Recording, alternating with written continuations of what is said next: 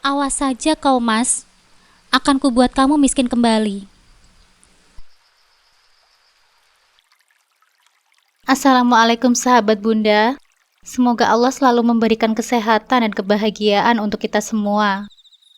Buat sahabat Bunda yang sudah subscribe, semoga rezekinya dilancarkan ya. Amin ya robbal alamin.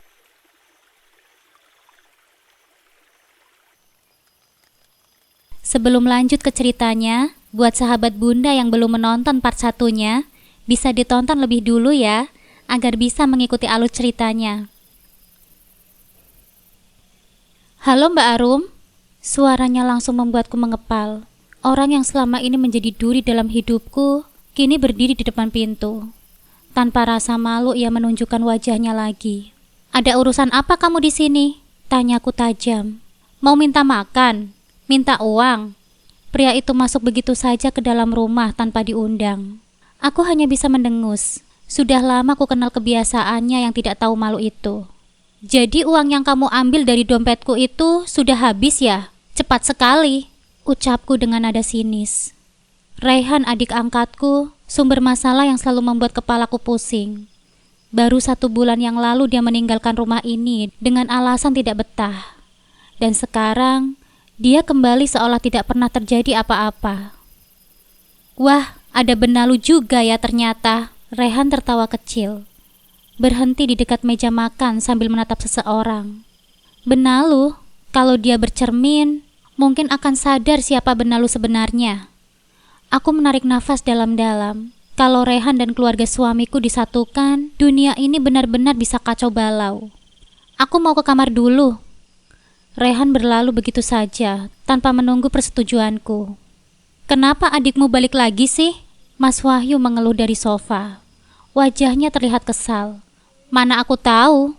Jawabku dengan dingin sambil berlalu ke arah kamar. Kalau soal Raihan, aku tahu tidak ada gunanya untuk melawan. Dia sulit diusir. Lagi pula kehadirannya adalah bagian dari sebab semua masalahku. Dialah dalang di balik perjanjian pembagian aset yang membuatku kehilangan sebagian besar hartaku. Lemari esnya kok kosong banget sih Mbak? Gak ada makanan? Raihan berteriak dari dapur sambil menutup pintu kulkas dengan keras. Belum belanja, jawabku dengan singkat, mencoba mengabaikannya. Ya sudah, sini uangnya, biar aku yang belanja. Raihan menandahkan tangan dengan santai. Aku meliriknya, dari kecil hingga sekarang, akulah yang membiayai kehidupannya, kampusnya, makannya, semuanya. Bahkan uang saku yang selalu ia habiskan untuk hal-hal tidak berguna. Saat aku hendak memberikan uang, suara lain menyela. Aku ikut. Lisa dan mama mertuaku sudah berdiri di sebelah Raihan. Ikut-ikutan ingin pergi berbelanja. Oke, kalian ikut saja, jawab Raihan sambil menerima daftar belanjaan yang aku buat. Aku menyerahkan uang tanpa berkata apa-apa. Pakai kartu ATM aja Mbak, kan lebih enak, celutuk Raihan dengan wajah santai. Tidak Raihan, pakai itu saja. Aku menggeleng tegas. Sementara itu, Mas Wahyu yang masih pengangguran mulai bersuara lagi. Lihat kan Arum, aku jadi nganggur karena kamu pecat aku dari perusahaan. Kamu ini bikin masalah terus ya. Aku hanya mengangkat bahu, tak ingin meladeni keluhannya. Raihan pergi bersama Lisa dan mama mertuaku dengan uang yang aku berikan. 1 jam telah berlalu, Raihan kembali ke rumah tanpa membawa apa-apa. Sebaliknya, Lisa dan mama mertuaku membawa banyak kantong kresek penuh belanjaan. Aku menatap Raihan dengan alis yang terangkat, sedikit terhibur. Susun semua itu di lemari pendingin. Jangan cuma bisa minta-minta saja, kata Raihan sambil menunjuk mereka dengan santai. Aku tersenyum kecil dari sofa. Raihan ternyata lebih dari sekedar pengganggu. Kali ini, dia berhasil mengubah suasana rumah menjadi sedikit lebih menarik. Saat lantai dapur terlihat basah, mama mertua dan Lisa yang sibuk bolak-balik akhirnya tergelincir. Aduh, ya ampun, jerit mereka serempak. Raihan tertawa terbahak-bahak.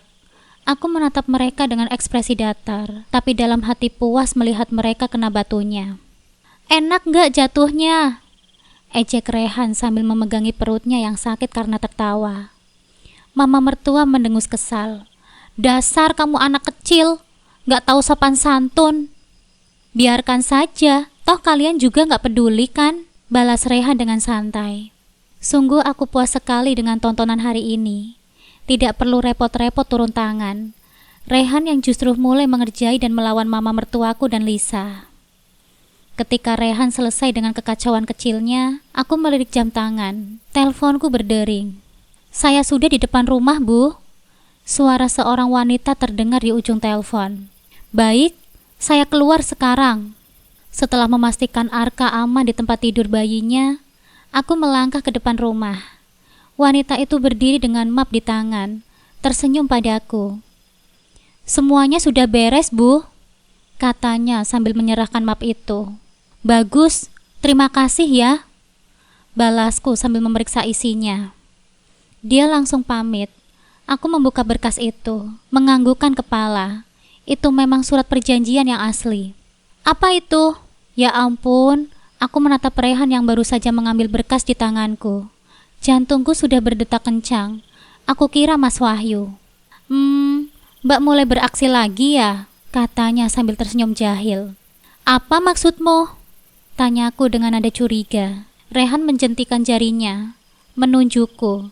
Dulu Mbak pernah bilang ke Rehan, kalau mau balas dendam, lakukan perlahan tapi pasti. Kita bikin mereka menderita. Aku menatapnya dengan tajam. Rehan tersenyum penuh arti. Kali ini aku benar-benar mulai percaya kalau dia bukan lagi anak kecil yang hanya tahu cara menghabiskan uang. Tapi aku masih kurang yakin dengannya. Tunggu dulu, serius? Kamu gak lagi nipu Mbak kan? Mbak paling gak suka dibohongi. Beneran Mbak, Rehan gak bohong. Rehan sumpah Mbak. Aku memandanginya sambil menyipitkan mata, mencoba mencari celah apakah dia sedang berbohong atau tidak. Kalau begitu, mau nggak tanda tangan surat perjanjian di antara kita, supaya jelas? Rehan terdiam sebentar, lalu mengangguk dengan percaya diri, seolah ingin menantangku. Ya sudah, siapa takut? Yang penting Rehan udah janji mau bantu Mbak. Aku meninggalkan Rehan dan masuk ke dalam rumah, membawa berkas yang sebelumnya diberikan oleh orang kepercayaanku. Arum, apa itu yang kamu bawa? Suara mama mertuaku tiba-tiba memecahkan keheningan. Untung bukan Mas Wahyu. Aku sudah menyiapkan tempat khusus untuk menyimpan hal-hal penting. Bukan urusan mama, jawabku dengan dingin, tanpa berpaling, lalu bergegas masuk ke kamar. Enak saja semua urusan dia harus tahu. Berkas itu aku simpan di tempat yang paling rahasia. Kemudian keluar kamar setelah mengecek Arka masih tertidur lelap. Oh ya Arum, cuciin dulu nih pakaian mama sama Lisa. Kamu itu kan kerjaannya cuma duduk, makan, tidur, kayak ratu saja. Bukannya itu mama, Lisa sama Mas Wahyu? Tanyaku dengan pelan tapi tajam. Buset, kamu ngomongin Mas apa Rum? Duduk malas-malasan. Enak saja. Mas Wahyu tiba-tiba muncul dengan toples keripik di tangannya. Mama yang bilang Mas. Aku menunjuk ke arah mama. Kemudian meninggalkan Mas Wahyu yang nampak menatap mamanya sendiri dengan kesal. Sampai di kamar mandi, aku tidak terkejut melihat banyak pakaian di sana. Ini pakaian siapa? Banyak banget kayak gunung. Aku menoleh, menatap Rehan yang baru saja datang. Mbak tenang aja, biar aku yang urusin semuanya. Baiklah, aku menganggukkan kepala, memilih untuk masuk ke dalam kamar, daripada melihat pakaian sebanyak itu. Entah apa yang akan dilakukan oleh Rehan. Pagi harinya, suara mama membangunkanku dengan nada yang melengking. Bangun kamu Arum, pakaian mama penuh sama lumpur. Kamu malah enak-enakan tidur. Bangun kamu Arum. Aku mengerjapkan mata, menatap mama yang berkacak pinggang. Dia terlihat marah sekali. Apa mah? Tanyaku sambil memakai sandal, melangkah ke arah kamar mandi. Hampir saja tawaku pecah melihat pakaian yang penuh dengan lumpur. Pasti ini kerjaan Rehan. Aduh, ada pakaian Mas di situ. Gimana sih? Nyebelin banget. Baik Mas Wahyu, Lisa dan mama mertuaku, mereka sama-sama terlihat kesal. Aku menggelengkan kepala, memilih untuk tidak peduli. Terus gimana ini Arum? Gara-gara adikmu ini pasti. Urus saja sendiri. Setelah mengatakan itu, Aku melangkah ke kamar, mengurus Arka. Sudah hampir malam, aku melirik jam. Ada Rehan, rasanya rumah ini tidak terlalu kacau. Aku menatap Mas Wahyu yang sibuk menyiapkan pakaian. Tolong gosok dulu pakaian Mas. Tolong gosokin dulu pakaian Mas Arum. Dia menarik pakaian yang ada di bawah, membuat semuanya jatuh berhamburan. Aku meliriknya sekilas. Arum, kamu dengar gak sih? Tanyanya dengan kesal. Enggak, ya ampun, gemes banget lama-lama nyebelin. Dia menghentakkan kakinya, kemudian melangkah pergi dari kamar. Aku mengangkat bahu tidak peduli. Aku mengambil ponsel di atas meja, memutuskan untuk menghubungi orang kepercayaanku tadi. Iya, suratnya sudah ada di dalam berkas tadi, Bu. Oke, bagus. Saya juga sudah cari tahu soal adiknya Mas Wahyu, Bu, si Lisa itu. Oh, terus gimana? Tanyaku sambil menggetukkan jemari. Lisa sering mencuri di kelas, Bu. Ada rekamannya, tapi selalu lolos. Jadi bagaimana ini, Bu? Ah, kabar baik. Aku menganggukkan kepala. Ada bahan untuk mengguncang keluarga Mas Wahyu. Buat laporannya. Laporkan ke pihak kampus. Saya tunggu kabar besok. Oke, siap, Bu. Telepon pun dimatikan. Aku menganggukkan kepala.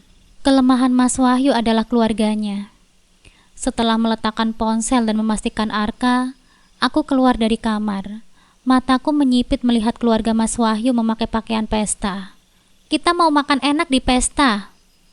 Iya, temanku lagi buat pesta ulang tahun. Pasti makanannya banyak banget. Benar-benar menggelikan mendengarnya. Aku menggelengkan kepala, memilih untuk ke dapur, mengambil air minum. Melihat pakaian Mas Wahyu yang kusut, aku tertawa pelan. Entah apa yang akan mereka lakukan nanti. Pandanganku langsung tertuju pada gelang yang dikenakan oleh mama mertuaku. Gelang itu, aku sangat mengenalinya. Buru-buru menyalakan ponsel. Dan benar saja, itu pasti gelangku. Gelang mahal yang dulunya pernah hilang. Kenapa bisa sampai di tangan mama mertuaku? Sudah pasti dia mengambilnya. Itu gelang siapa, Ma? Tanya aku sambil mendekat. Terlihat raut khawatir di wajahnya. Jelas gelang mama lah. Emangnya kenapa? Kamu suka sama gelang ini? Harganya aja mahal. Kamu suka sama gelang ini? Ya jelas lah. Harganya aja mahal. Percaya diri sekali mengatakan itu. Benar-benar keluarga tidak tahu malu. Lihat ini gelang siapa? Tanpa basa-basi, aku menunjukkan foto aku yang memakai gelang itu. Mama mertuaku terlihat panik. Dia menoleh ke arah Lisa, kemudian ke Mas Wahyu. Aku masih menunggu tanggapannya. Ya nggak tahu, ini kan gelang mama. Kamu mau ngaku-ngaku ya? Enak saja, masih tidak mau mengaku juga. Aku masuk ke dalam kamar, memfoto surat gelang itu. Kemudian keluar lagi. Mana surat gelang itu, Ma? Tanya aku menantang. Apaan sih? Kamu itu makin gak jelas aja, Arum. Nanya macem-macem. Aneh kamu, ciri-ciri orang panik. Aku menunjukkan foto surat gelang itu. Dilaporin kayaknya ide bagus nih, batinku. Aku menganggukkan kepala, menyalakan ponsel. Aku langsung menoleh menatap mama mertuaku yang baru saja berteriak pelan. Dia sepertinya panik sekali. Sudah jelas itu gelangku. Dia masih mau mengelak juga. Seringkali aku kehilangan barang-barang. Mungkin kali ini ketahuan. Aku menatap mama mertuaku, menunggunya mengatakan sesuatu. Iya, ini gelangmu, Arum. Pelit banget sih kamu. Mama kan cuma pinjam sebentar. Biar orang lihatnya mama itu kaya. Dasar sok kaya. Aku mengambil gelang itu yang disodorkan mama mertuaku. Pinjamin aja sebentar, Arum. Kamu itu kok pelit banget sih? Mas Wahyu ikut membujukku. Gak tahulah, dulu aja dia bilang ambil aja kalau mau pakai barang. Mataku langsung menyipit mendengar perkataan mama mertuaku. Sejak kapan aku bilang begitu? Mungkin di dalam mimpinya.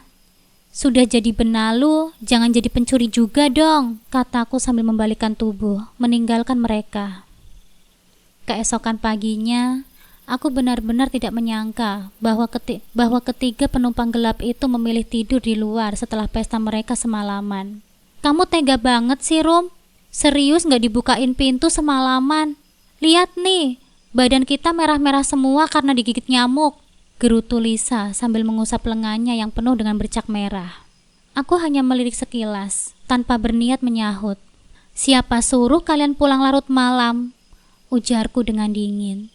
Tapi nggak gini juga, Arum. Tadi malam kita ketok-ketok pintu sampai tangan kita mau patah. Aku menjawab singkat sambil berjalan menjauh. Oh, aku sudah tidur. Arum, kamu ini benar-benar berubah ya. Jauh banget dari yang dulu, keluhnya lagi. Membuatku semakin enggan merespon.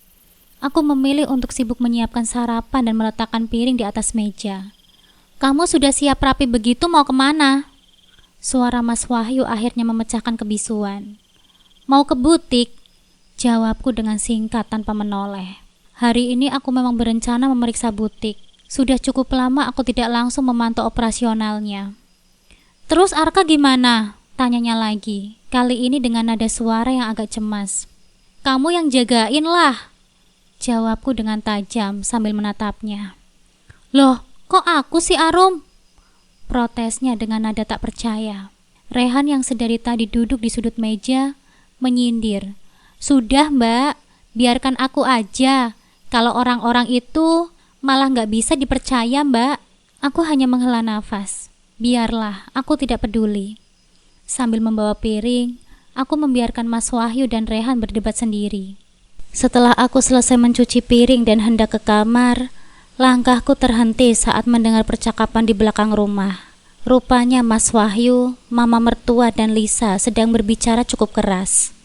Sudah Wahyu, ceraikan saja si Arum itu. Mama sudah gak tahan lagi lihat kelakuannya. Dia bukan Arum yang dulu. Sekarang malah seenaknya sendiri. Kita saja gak dikasih makan, seru ibu mertuaku terdengar kesal. Gak bisa Ma, kalau cerai sekarang kita mau makan apa? Semua aset masih dipegang oleh Arum, jawab Mas Wahyu dengan pelan, nyaris seperti mengakui kekalahannya. Makanya, kamu pinter dikit dong. Ambil surat-surat itu, jangan terus-terusan jadi budaknya Arum, desak ibunya lagi. Aku tersenyum sinis mendengar perdebatan mereka. Sayangnya aku sudah tidak memiliki cinta untuk Wahyu. Beberapa jam kemudian, aku sudah berada di butik, menyelesaikan beberapa pekerjaan penting seperti memeriksa laporan keuangan, stok barang, dan mengamati kinerja karyawan. Di sisi lain dengan orang kepercayaanku, aku mendapatkan info pembelian rumah yang sedang aku tempati bersama Mas Wahyu dan keluarganya. Ini sudah dapat pembelinya. Bagus, saya ke sana sekarang. Sesampainya di tempat perjanjian, calon pembeli sudah menunggu di depan. Rumah ini akhirnya laku terjual dengan harga yang cukup tinggi. Tanda tangan persetujuan penjualan rumah dari Mas Wahyu sudah aku kantongi beberapa hari yang lalu. Tentu saja dia tidak sadar saat menandatanganinya. Aku mengenang rumah itu sekali lagi. Rumah besar yang dulu katanya nyaman, tapi justru hanya menjadi sarang ketidakadilan. Nanti barang-barangnya gimana, Bu? Tanya calon pembeli. Barang-barangnya saya akan urus segera setelah semuanya selesai, jawabku dengan singkat. Setelah pembeli pergi, Rehan menelpon lagi. Semuanya lancar, Mbak. Sudah, rumahnya sudah resmi terjual. Sekarang tinggal memindahkan barang-barang kita. Rehan tertawa kecil di ujung telepon. Mantap, Mbak. Gak sabar lihat ekspresi mereka nanti. Aku tersenyum. Permainan ini baru saja dimulai. Setibanya di rumah, aku segera menemui Rehan. Kini kami hanya perlu membuat rencana selanjutnya untuk memindahkan kepemilikan aset dari Mas Wahyu ke tanganku. Kami memutuskan untuk membuat Mas Wahyu menandatangani dokumen-dokumen itu tanpa sadar. Strategi yang kami pilih adalah mencampurkan obat penenang ke dalam minumannya. Tapi tanda tangannya harus didapatkan sebelum efek obat itu membuatnya benar-benar tidak sadarkan diri. Situasi mendukung. Mama mertuaku dan Lisa masih terlelap. Rumah terasa hening, seolah memberi jalan bagi rencana kami. Tidak lama kemudian, efek obat mulai bekerja. Dari sofa Mas Wahyu nampak mulai kehilangan fokus. Kantuk menyerangnya, membuat gerakannya melambat. Aku dan Rehan segera mendekat. membawa dokumen dan pena di tangan. Namun tepat saat kami bersiap, sebuah suara dari belakang membuat kami tersentak. "Surat apa itu?" Darahku seperti berhenti mengalir. Aku menoleh dengan cepat. "Mama mertua, kenapa dia harus bangun di saat yang tidak tepat?" Aku melempar pandangan panik ke arah Rehan, memberi kode agar dia menangani situasi ini. Rehan segera bergerak, mendekati mama mertuaku dengan senyuman manis yang selalu ia andalkan. "Mama, Rehan punya sesuatu nih buat mama," ujarnya sambil meraih tangan mama mertuaku untuk mengalihkan perhatian. "Apa itu? Mana Rehan?" tanya mama mertuaku dengan nada penasaran. Rehan berhasil memancingnya untuk meninggalkan ruangan. Aku menghela nafas panjang, merasa lega. Sekarang tinggal aku dan Mas Wahyu. "Ayo Mas, tanda tangan sekarang," desaku sambil menyodorkan pena. "Sekarang? Gak bisa nanti aja, Arum," jawab Mas Wahyu sambil menguap lebar. Matanya nyaris terpejam. Aku menahan rasa frustasi sambil menepuk bahunya. "Sekarang aja Mas, tinggal ini aja kok." Dengan kesadaran yang nyaris hilang, Mas Wahyu menggerakkan tangannya yang lemas. Aku dengan sigap menuntunnya untuk menandatangani dokumen itu. Begitu tanda tangan selesai, senyumku merekah. Akhirnya selesai juga. "Nah, sekarang Mas boleh tidur," ujarku sambil menatap puas ke arah kertas yang kini sudah sah. Tanpa banyak bicara, Mas Wahyu langsung merebahkan diri ke sofa. Tenggelam dalam tidurnya, aku duduk di kursi seberang, menatapnya sejenak sebelum beralih ke dokumen di tanganku. "Rasanya gimana, Mas?" gumamku dengan pelan sambil mengangkat alis. "Duniamu akan runtuh perlahan, tapi pasti dan tentu saja menyakitkan." Aku mengakhiri kalimat itu dengan senyum penuh kemenangan, sementara suara langkah Rehan dan mama mertuaku perlahan terdengar menjauh. Langkah kedua dalam rencanaku sudah berhasil. Pagi itu Mas Wahyu nampak kebingungan saat bangun dari sofa, tanpa menyadari apa yang sebenarnya terjadi malam sebelumnya. Alih-alih curiga, ia malah mengeluh dengan nada kesal. "Kenapa sih gak ada yang bangunin aku semalam? Suruh pindah ke kamar atau gimana gitu? Masa aku tidur di sofa? Punggungku sakit-sakit semua." Aku melirik sekilas. Ia baru selesai mandi, mengenakan pakaian rapi, tapi wajahnya jelas menunjukkan kekesalan. "Hari ini aku mau cari kerja," katanya, sambil menatap cermin untuk merapikan rambutnya. Pantas saja dia berpakaian rapi. Aku hanya tersenyum kecil, penasaran pekerjaan apa yang mungkin dia dapatkan nanti. "Cari kerjaan yang santai ya Wahyu," celetuk mama mertuaku dari ruang makan. "Ya nggak capek, duduk-duduk aja. Jadi manajer atau direktur gitu." Mas Wahyu tertawa lebar. "Mama ini bercanda ya? Wahyu kan cuma lulusan SMA. Jadi bagian keuangan di kantornya Arum dulu aja udah beruntung banget. Sayangnya sekarang udah digantiin." Aku hanya terdiam, tidak mau menanggapinya. Dulu Mas Wahyu sendiri yang memohon posisi itu. Tapi setelah apa yang terjadi, kepercayaan itu sudah tidak ada lagi. "Kalau nggak kerja kayak gitu, nggak usah diterima, nggak ada untungnya," sambung mama mertuaku lagi. Rehan yang sedang duduk di sudut ruangan mendongak sambil menyengir. Mas Wahyu jadi tukang bersih-bersih aja di kampusku. Gimana?" Mas Wahyu langsung melotot ke arah Rehan. Sementara aku hampir tertawa mendengar saran Rehan yang terdengar sangat puas. Setelah Mas Wahyu pergi, aku duduk di sofa dengan santai. Hari ini aku tidak ke butik. Ada janji untuk bertemu dengan pengacara untuk mengurus pembalikan nama aset. Dan sementara itu, Rehan membantu menjaga Arka yang sedang bermain di ruang tamu. "Arum," aku menoleh ke mama mertuaku yang sudah duduk di sofa sebelahku. Wajahnya terlihat terlalu ceria, seolah ada sesuatu yang sedang ia rencanakan. "Ada apa, Ma?" tanyaku langsung, tanpa basa-basi. Mama mertuaku tersenyum, tapi Rehan yang mendengarkan hanya mendaham kecil, seakan mengerti akan ada sesuatu. "Kamu cantik banget hari ini," kata mama mertuaku tiba-tiba. Rehan langsung tertawa kecil sambil pura-pura batuk.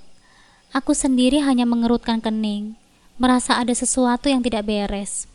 "Ada maksud apa, Ma?" Aku bertanya dengan nada datar. "Masa sama mama sendiri kamu segitunya sih, Arum? Hormatin mama dong. Sedikit basa-basi nggak apa-apa lah. Jawabnya dengan nada menyindir. Aku menghela nafas panjang. Belum sempat menjawab, Arka menangis di kamar. Aku langsung bangkit, meninggalkan mama tanpa sepatah kata pun. Setelah Arka kembali tenang, aku keluar lagi ke ruang tamu. Kali ini mama mertuaku langsung tersenyum saat melihatku. Jadi ada apa, Ma? Tanyaku lagi, berusaha lebih sabar. Mama mau minta uang belanja. Uang mama kan sudah habis. Kamu pasti masih punya uang kan? Katanya tanpa ragu. Benar dugaanku. Kalau bukan uang, apa lagi? Tidak ada hal lain yang menarik perhatian keluarga Mas Wahyu selain harta. Biasanya nggak perlu diminta, langsung dikasih. Sahut Lisa dari sudut ruangan. Aku menghela nafas panjang. Itu dulu, saat mereka masih bisa seenaknya memanfaatkanku. Tapi sekarang situasinya telah berbeda. Apa mama harus mengemis sama kamu, Arum? Tanya mama dengan nada yang mulai meninggi. Aku mendongak dengan santai. Kalau ngemis di jalan, mama pasti dapat uang. Jawabku dengan tenang. Mama langsung melotot. Kamu ngerjain mama hal yang gak bener ya? Masa mama harus minta-minta di jalan sih? Uangnya itu uang saya, Ma. Bukan uang Mas Wahyu. Jawabku dengan tegas. Mama terlihat terkejut. Mungkin karena aku berkata benar. Semua yang mereka nikmati selama ini berasal dari hasil kerja kerasku sendiri. Kok kamu tega banget sih bilang kayak gitu? Katanya. Nadanya berubah lebih lembut, seperti ingin memancing rasa bersalahku. Aku mengabaikannya, mengambil ponsel dan mulai mengetik pesan. Aku sudah terlalu lelah menghadapi drama mereka yang tak ada habisnya. Sore itu, Mas Wahyu pulang dengan wajah yang penuh lelah dan ekspresi yang kusut, seolah-olah hidup ini sedang tidak bersahabat dengannya. Gimana? Dapat pekerjaannya? Aku mendengar suara mama mertua dari ruang tamu. Mas Wahyu sudah sampai di rumah rupanya. Tanpa melepas sepatu, dia langsung menjatuhkan tubuhnya di sofa dengan nafas yang berat. Wajahnya tertekuk masam. Dapat kerja apaan, Ma? Hampir semua tempat menolakku, Ma. Keluhnya. Menolak gimana? Wah, Mama gak bisa terima ini. Ada yang terima sih, Ma. Lanjut Mas Wahyu. Suaranya terdengar semakin lesu. Aku mengintip dari balik pintu. Lisa dan mama mertuaku duduk di sebelahnya. Sementara Rehan diam-diam menonton dari sudut ruangan bersamaku. Kalau ada yang menerima, kenapa gak diambil? Mama bertanya lagi. Nada suaranya naik 1 oktav. Kerjaannya jadi security atau office boy, Ma, jawab Mas Wahyu. Aku harus menahan tawa. Baru saja mulai melamar kerja, dia sudah bermimpi ingin jabatan yang tinggi. Mbak, jadi nggak ke pengacaranya? Rehan berbisik dengan pelan. Sebentar lagi, jawabku sambil melirik ke jam tangan. Namun percakapan di ruang tamu itu terlalu menarik untuk dilewatkan. Aku mengubah posisi dudukku, memastikan bisa mendengar setiap kata mereka. Jadi kamu maunya itu kerja apa, Wahyu? Mama capek hidup begini terus, keluh mama mertuaku dengan nada yang penuh drama. Besok aku akan coba lagi, Ma. Mas Wahyu menghela nafas panjang. Inilah sulitnya jika terlalu bergantung pada orang lain. Aku tersenyum kecil, menunggu apakah dia benar-benar akan mendapatkan pekerjaan seperti apa yang dia impikan. Kamu gak minta bantuan Arum saja? Dia kan kenal banyak orang, ujar mama mertuaku dengan pelan. Meskipun nada bicaranya jelas diarahkan kepadaku. Aku mendengar itu, walau katanya berbisik, seperti biasa. Pada akhirnya aku juga yang akan diseret untuk menyelesaikan masalah mereka. Arum, cariin kerjaan buat Wahyu. Kamu kan yang suruh dia cari kerjaan. Bantuin biar dia bisa nafkahin keluarga. Pinta mama mertuaku dengan nada menyindir. Aku mendongak, lalu berkata dengan singkat. Mau tukang kebun, Mas? Mas Wahyu langsung menoleh dengan wajah yang terkejut. Dan mama mertuaku nampak sangat kaget. Gak mau kan? Tanyaku dengan santai sambil beranjak. Bagiku itu urusan mereka. Aku sudah tidak peduli lagi. Gaji Mas Wahyu juga tidak akan mengubah apapun di kehidupanku. Sebentar lagi, aku akan memastikan seluruh aset kembali ke namaku. Dan perceraian ini akan segera selesai. Aku masuk ke kamar, bersiap-siap, lalu keluar dengan langkah tenang. Rehan memberikan anggukan, menandakan dia siap menjaga Arka sebentar. "Kamu mau kemana?" tanya Mas Wahyu sambil berdiri mendekatiku. "Bukan urusanmu, Mas," jawabku dengan datar sambil mengenakan sepatu. Aku tidak peduli lagi dengan urusan Mas Wahyu. Sambil menatap mama mertuaku sejenak, aku keluar dari ruangan itu dengan hati yang mantap. Sudah cukup mereka mempermainkan aku selama ini. Kini saatnya aku mengambil kendali atas hidupku sendiri. Pagi itu aku memutuskan untuk keluar rumah pengacaraku. Kami sudah sepakat untuk bertemu di sebuah restoran untuk membahas proses pengembalian nama aset yang selama ini menjadi beban pikiranku. Setibanya di sana, aku menyerahkan semua dokumen yang sudah kusiapkan. Pak Renal langsung memeriksanya dengan teliti. "Ini semua dokumennya, Pak. Tolong dicek.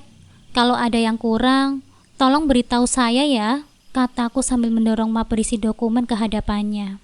"Baik, Bu. Akan saya periksa dulu," jawabnya dengan singkat, lalu mulai membaca satu persatu lembaran itu. Pak Renal telah menjadi pengacaraku sejak lama, namun hingga kini dia masih tidak habis pikir dengan keputusan ceroboh yang pernah kubuat dulu. "Kenapa waktu itu Ibu sampai memasukkan aset-aset ini atas nama suami, Bu? Padahal aset adalah hal yang sangat penting untuk diamankan," komentarnya dengan nada heran. "Entahlah, Pak. Dulu saya memang bodoh," jawabku sambil tersenyum getir. "Saya benar-benar gak habis pikir, Bu. Itu tindakan yang sangat beresiko. Untung masih bisa kita urus, meskipun agak rumit," ucapnya sambil menggeleng pelan. Aku hanya mengangkat bahu, tersenyum tipis. Saat itu aku memang tidak berpikir panjang. Terlebih lagi, keputusan itu sebenarnya muncul karena masalah yang melibatkan Rehan dan adik Mas Wahyu, Lisa. Waktu itu Rehan tidak sengaja mencelakai Lisa, dan Mas Wahyu sempat mengancam akan membawa masalah itu ke jalur hukum. Kalau benar itu terjadi, Rehan bisa dipenjara. Kejadian itu terjadi hanya beberapa hari sebelum pernikahan kami, dan sebagai syarat agar masalah itu tidak diperpanjang, Mas Wahyu meminta aku untuk membuat surat perjanjian aset dengan namanya. Saat itu aku merasa kecewa, tapi tidak ada pilihan lain. Aku menandatangani surat itu meskipun hatiku memberontak. Namun kali ini, setelah 2 tahun pernikahan ini berjalan, aku benar-benar menyadari seperti apa sifat asli Mas Wahyu. Dia dan keluarganya hanya memikirkan uang, tanpa sedikit pun peduli padaku. "Bu, kok malah melamun?" Suara Pak Renal menyadarkanku dari bayangan masa lalu. "Oh, maaf Pak, gimana hasilnya?" tanyaku buru-buru, memasang senyum seolah tidak terjadi apa-apa. "Semua dokumen sudah lengkap, Bu. Ibu tidak perlu khawatir," katanya sambil menutup map. Aku mengangguk, mencoba menenangkan diri. Sambil meminum jus jeruk, aku mengambil ponsel dan membuka layar, lalu tersenyum tipis. "Lalu kalau proses pembalikan nama aset, apa rencana Ibu selanjutnya, Bu?" tanya Pak Renal, menatapku dengan penuh penasaran. Aku terdiam sejenak, memikirkan langkah yang akan kuambil. Tentu saja, aku akan memastikan Mas Wahyu dan keluarganya tidak akan mendapatkan sepeser pun dari aset-aset ini. Saya akan menyelesaikan semuanya dengan suami saya, Pak, termasuk keluarga mereka. Saya ingin mereka merasakan bagaimana rasanya hidup tanpa apa-apa, kataku dengan suara tegas. "Maksud Ibu ingin berpisah?" tanya Pak Renal, memastikan. "Ya, saya akan mengakhiri pernikahan ini dan membuat mereka kembali ke titik nol. Itu sudah jadi keputusan saya, Pak," jawabku dengan mantap. Pak Renal mengangguk, nampaknya paham dengan maksudku. Namun sebelum dia pamit, aku menambahkan sesuatu yang sejak tadi ada di pikiranku. "Pak Renal, untuk masalah Lisa, adik suami saya, bisa diurus juga kan? Dia sering mencuri barang-barang di kampusnya." "Tentu saja, Bu. Saya akan urus semuanya supaya berjalan dengan lancar," jawabnya dengan tenang. Setelah itu, Pak Renal berpamitan karena ada beberapa urusan lain yang harus dia selesaikan. Aku mengangguk sambil mengantarkannya pergi, merasa lega bahwa perlahan semuanya mulai berjalan dengan sesuai rencana. Seminggu setelah pertemuan dengan Pak Renal, rencana yang telah kususun mulai membuahkan hasil.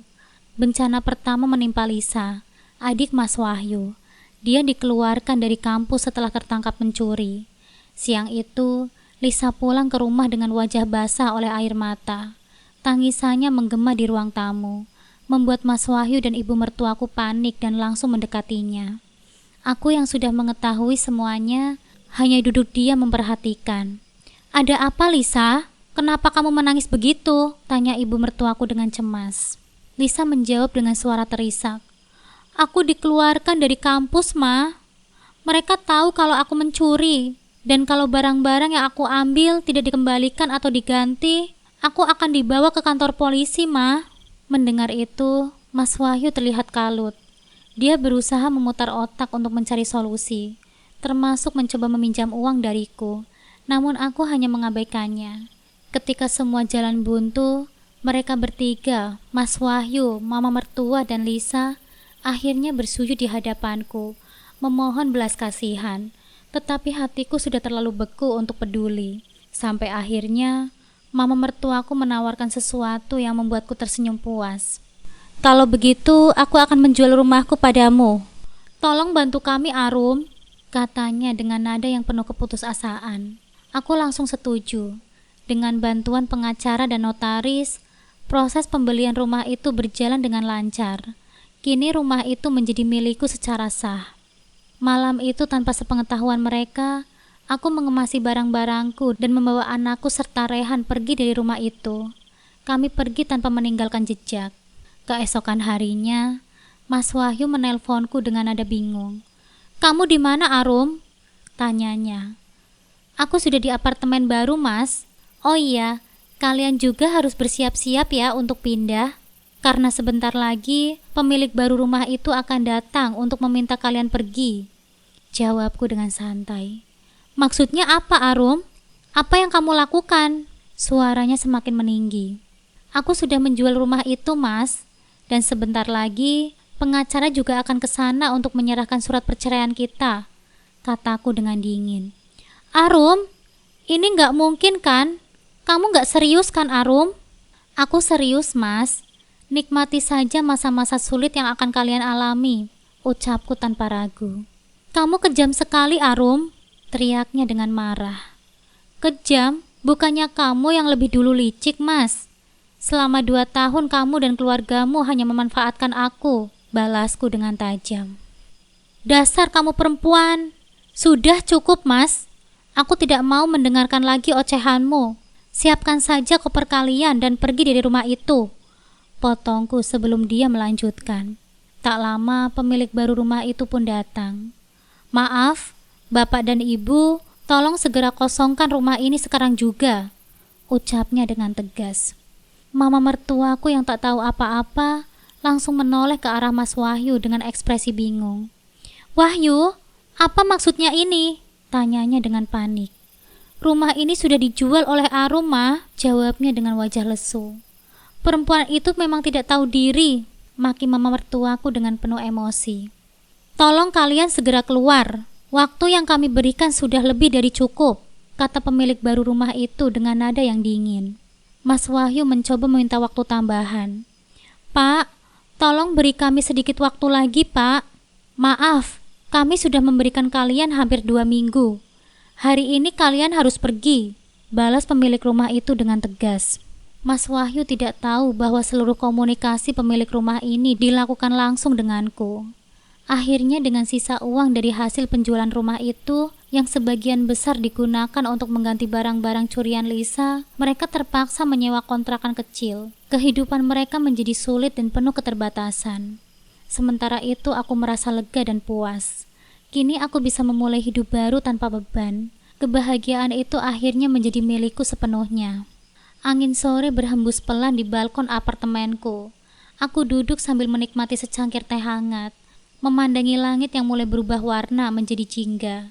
Di sampingku, anakku bermain dengan Rehan, tertawa ceria tanpa beban. Hidupku kini jauh lebih tenang. Tidak ada lagi drama, Tidak ada lagi parasit yang menghisap energiku. Semua yang aku lakukan mungkin terlihat kejam bagi sebagian orang, tapi bagiku, ini adalah jalan untuk merebut kembali martabat dan kebahagiaanku. Beberapa bulan setelah kejadian itu, aku mendengar kabar bahwa Mas Wahyu dan keluarganya masih tinggal di kontrakan kecil. Mereka berjuang keras untuk memenuhi kebutuhan sehari-hari. Aku tidak pernah menyesali apa yang aku lakukan. Bagiku, ini adalah balasan atas semua kesalahan dan pengkhianatan mereka selama ini. Sementara itu kehidupanku semakin membaik. Bisnisku tumbuh pesat, dan aku merasa lebih percaya diri dalam menjalani setiap langkah hidupku. Tidak ada lagi keraguan, tidak ada lagi ketergantungan pada siapapun. Aku menatap anakku, mengingatkan diriku akan satu hal. Semua ini aku lakukan untuknya, agar dia tumbuh dalam lingkungan yang sehat, bebas dari manipulasi, dan penuh dengan cinta. Mungkin ini bukan akhir cerita, namun untuk saat ini, aku memilih untuk menutup lembaran masa lalu yang penuh dengan luka dan memulai babak baru dengan hati yang lebih ringan.